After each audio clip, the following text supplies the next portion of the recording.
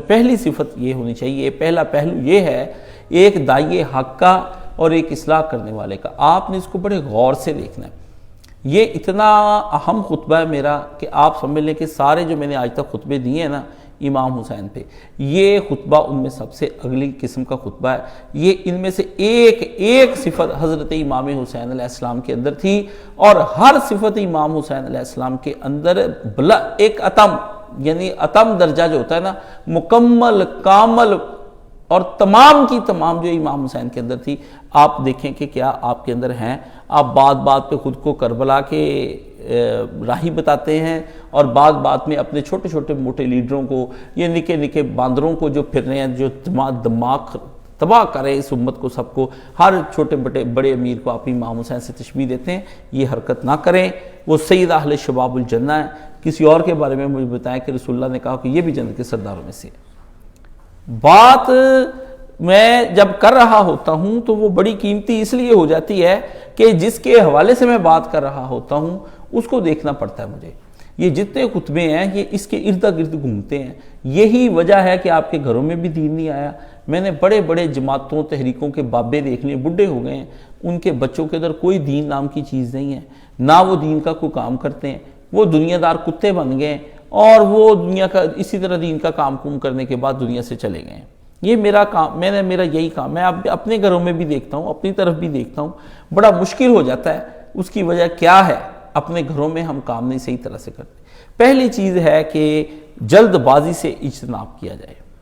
اسلام کہتا ہے کہ ایک داعی حق جو ہوتا ہے وہ جلد باز نہیں ہوتا، وہ بڑا صابر ہوتا ہے، وہ آرام سے بیٹھا رہتا ہے، وہ اپنا کام کرتا رہتا ہے۔ وہ یہ نہیں چاہتا جلدی جلدی نتائج نکل جائیں، راتوں رات تحریک اٹھ کھڑی ہو، پورے ملک میں پھیل جائے، انقلاب آ جائے، ہم جناب راتوں رات اسلام کرتے ہوئے باہر نکل آئیں سڑکوں پر، اور صبح سارے لوگ یرغمال بنا دیے جائیں، ترکی بن جائے جی، انہوں نے یہ کر دیا، انہوں نے وہ کر دیا۔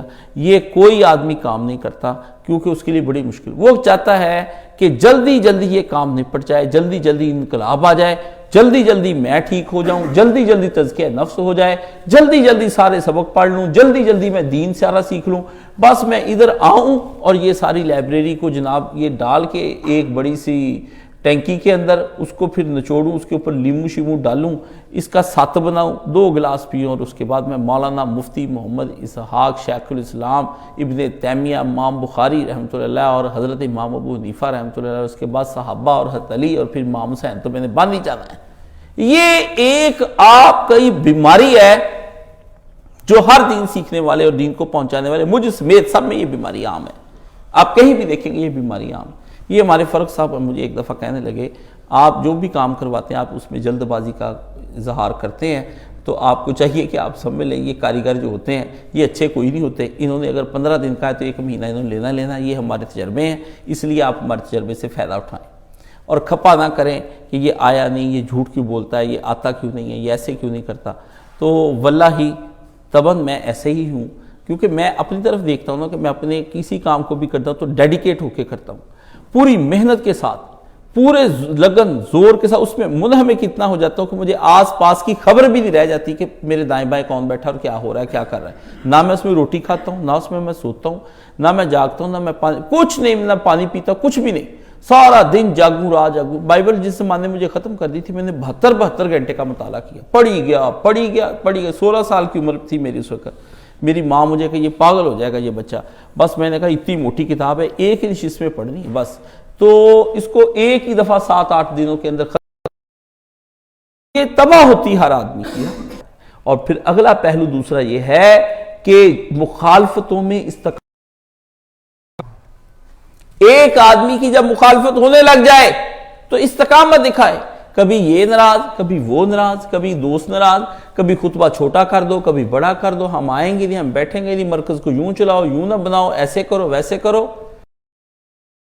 یہ سواد کوئے جانا، جنہیں زندگی ہو پیاری وہ یہیں سے لوٹ جائیں۔ مخالفتوں میں استقامت دکھائے، پوری استقامت کے ساتھ کھڑا رہے، کسی راہ میں بھی جد و جہد کرے، دشواریاں آ جائیں، مزاحمتیں آ جائیں، کھڑا رہے، قدم پیچھے نہ ہٹائے، دین کے کام کے لیے آگے سے آگے بڑھتا چلا جائے۔ اور تیسرا پہلو یہ ہے کہ مسلسل کوششیں کرے، ہمت نہ ہارے، مسلسل کام میں تسلسل جاری رکھے، کڑی کے ساتھ کڑی جڑیے نہیں کہ آج کچھ کیا اور 1 مہینے کے بعد رسالہ نہیں نکلا تو پھر 1 مہینے کے بعد ایک رسالہ نکالا، پھر اس کے 2 مہینے بعد جا کے رسالہ نکالا، پھر تیسرے مہینے پھر 8-10 مہینے اسی طرح ہی گزر گئے ہیں جی۔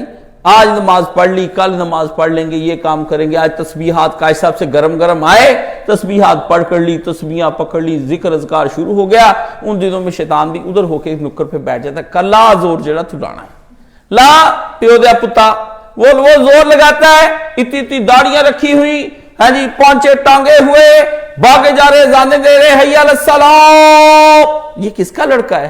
حاجی کا۔ وہ وہاں پہ آج کل نماز پڑھا ہے، پھر 6 مہینے کے بعد حاجی کا لڑکا غائب، پھر ساری زندگی نظر ہی نہیں آتا، حاجی کہاں چلا گیا، حاجی کا لڑکا کہاں چلا گیا، کہیں گھر تو نہیں چھوڑ گئے، وہیں رہ رہا ہوتا ہے، داڑیاں منڈ گئی، داڑھی چٹے آ گئے، اس کے اندر سے ختم۔ ہم نے یہ سارے تماشے اپنی آنکھ سے دیکھے ہیں۔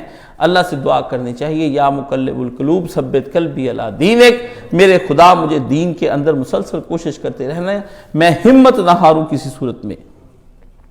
اگر آدمی کو جب اپنی کوششوں کا نتیجہ نہیں نکلتا نظر آتا تب کیا ہوتا؟ وہ ہمت ہار جاتا ہے، اور پہم صحیح جو ہے مسلسل کوشش یہ نہیں کرتا اور پھر چھوڑ کر پیچھے چلا جاتا ہے۔ یہ دین کے کام کرنے والوں کی یہی کام ہے، 4 دن آتے ہیں، عربی کلاسیں لیتے ہیں اور اس کے بعد بھاگ جاتے ہیں۔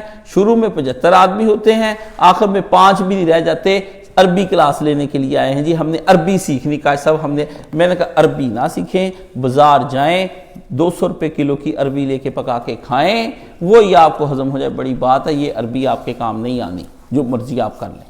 آپ آلو عربی کھانے والے لوگ عربی سیکھنے کے لیے آئیں جی، میں قرآن سیکھنا، میں قرآن دیکھ کے پیچھے مرنا، میں ادعا کرنا، یہ کون سے دعوے آپ کریں؟ بھاگے یہاں سے، بھاگے یہاں سے۔ آپ فیس بک کے سپاہی لوگ ہیں، آپ کا تو محاذوں پہ لڑ ہی نہیں سکتے ہیں۔ جن لوگ جو نازک نرم انگلیوں اور نرم بیڈوں اور نرم رضائیوں کے اندر بیٹھ کر اور جناب چرگے پیزے کھا کر وہ جہاد کر رہے ہیں، وہ سمجھ لیں وہ محاذوں پر جا کر کبھی نہیں لڑ سکتے۔ یہ مردوں کے کام ہیں، خسروں کے کام نہیں ہے۔ خسروں کی کئی اقسام ہیں، ان میں سے ہی فیس بک کے خسرے بھی شامل ہیں۔ فرمایا ایک پہلو یہ ہے کہ مقصد کی راہ میں بڑے بڑے نقصان اور بڑی بڑی چیزیں، یعنی مقصد آئے، خوف اور طمع میں استقامت، خوف اور طمع میں 2 چیزیں استاد جی مرحوم نے اس پہ جمعہ پڑھایا تھا کہ ایک آدمی کو ڈرا دے کوئی کہ کام سے ہٹ جاؤ، دین کے کام کو چھوڑ دو ورنہ نتائج برے ہوں گے۔ داد نہ لے کہ آج کا جمعہ کمال کا تھا، آج کی تقریر حد کی تھی، آج تو آپ نے موتی پرو دی، اور آج تو آپ جذبات میں تھے اور آپ نے یہ کر دیا۔ سن لے، جو یہ کہہ رہا ہے وہ شیطان ہے، اپنے تمہیں نرگے میں لینا چاہ رہا ہے، اسے ہٹو، بچو، دور ہو جائے عالم دین۔ اے نوجوان طالب علم بچ، آج کی نصیحتیں ایک داعی حق کے لیے ہیں، میں نے اپنی راہ میں جو کچھ پایا اپنے تجربے کی بنا پر اس کے سامنے رکھ رہا ہوں۔ یہ میرے تجربات ہیں جو میں تم کو بتا، کبھی کسی کی تنقید سے گھبرا کر پیچھے نہ ہٹیو اور کبھی کسی کی داد لے کر آگے نہ بڑھ جائیو، منظم طریقے سے اپنا کام کرتا رہ، سسٹمیٹک طریقے سے بڑھتا رہ۔